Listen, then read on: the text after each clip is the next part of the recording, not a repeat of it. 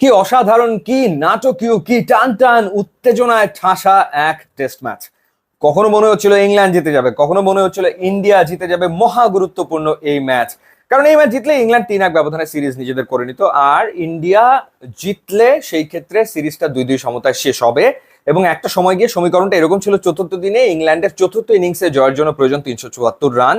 ওভালে তাদেরকে রেকর্ড করতে হবে, ভারতের চাই 10 উইকেট। তো তখন মনে হচ্ছিল যে আসলে এই ম্যাচ ইন্ডিয়া জিতে নেবে, কারণ 374 রান চতুর্থ ইনিংসে, এটা বিরাট কঠিন একটা ব্যাপার। যেখানে প্রথম ইনিংসে ইন্ডিয়া অল আউট হয়েছে 224 রানে এবং ইংল্যান্ড অল আউট হয়েছে 247 রানে।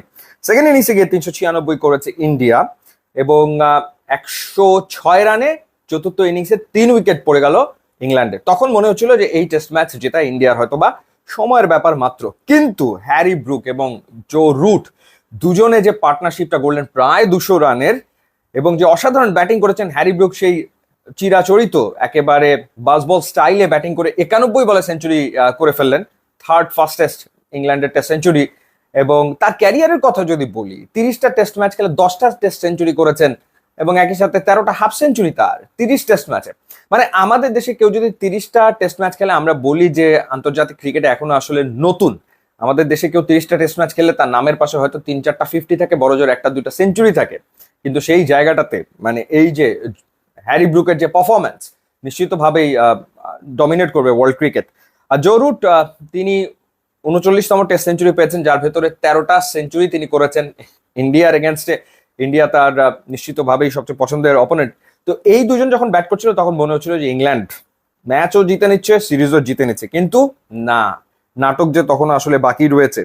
সো যখন হ্যারি ব্রুক আসলে আউট হয়ে গেল, তারপরেই আসলে একটা ওপেনিং পেয়ে যায় ইন্ডিয়া, যেটাকে তারা পুরো দমে আসলে কাজে লাগিয়েছে। আকাশদীপ তিনি নিয়েছেন উইকেটটা, এবং এই টেস্ট ম্যাচ জেতার ক্ষেত্রে আকাশদীপের ব্যাটিং এবং বোলিং এর যে কন্ট্রিবিউশন সেটা ভুলে গেলে চলবে না। বাট ম্যাচটা জিতিয়েছেন আমার মতে মোহাম্মদ সিরাজি। তো পরপর যখন Joe Root Harry Brook out হয়ে গেল, তখন চতুর্থ দিনে গিয়ে একটা সময় পরিস্থিতি এইরকম, ইংল্যান্ডের দরকার 35 রান, ভারতের দরকার 4 উইকেট, এরপরে আলোক স্বল্পতা, এরপরে বৃষ্টি, খেলা চলে গেল পঞ্চম দিনে।